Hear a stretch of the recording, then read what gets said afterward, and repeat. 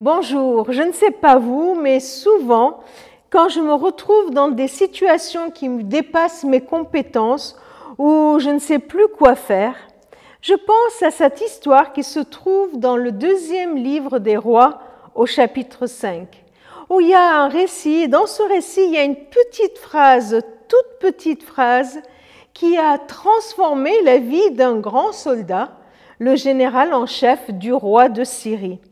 Cette phrase, elle est prononcée par une fillette, non pas par un grand prophète, non pas par un roi, mais par une petite fille. Et pas seulement une petite fille dans une maison, mais une petite fille amenée prisonnière par les soldats d'un général.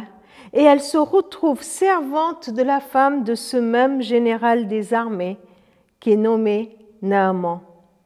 Franchement, elle n'a pas beaucoup de marge de manœuvre, elle est bien à plaindre, elle est seule, loin de sa famille, de son pays, et elle doit servir. Qu'est-ce qui se passe? Elle voit la tristesse de sa maîtresse, elle apprend le besoin de son maître, il est malade, il a la lèpre, et une seule phrase sortie de sa bouche va transformer la vie de ses maîtres. Et cette phrase est la suivante.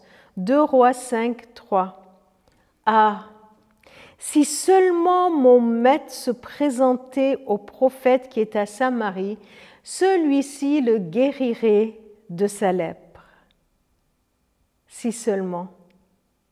Cette interpellation, cette phrase m'encourage dans 2 directions. Ne pas mépriser l'effet de phrases inspirées par la foi, par l'amour pour Dieu et pour ceux qui m'entourent. Ne pas mépriser même les petites phrases qui pourraient sortir de ma bouche. 2e direction, à notre tour de savoir écouter, prendre en considération certaines phrases qui sortent de la bouche d'un enfant. Qui sait? C'est peut-être une indication, l'indication d'une direction à prendre. C'est peut-être une inspiration divine.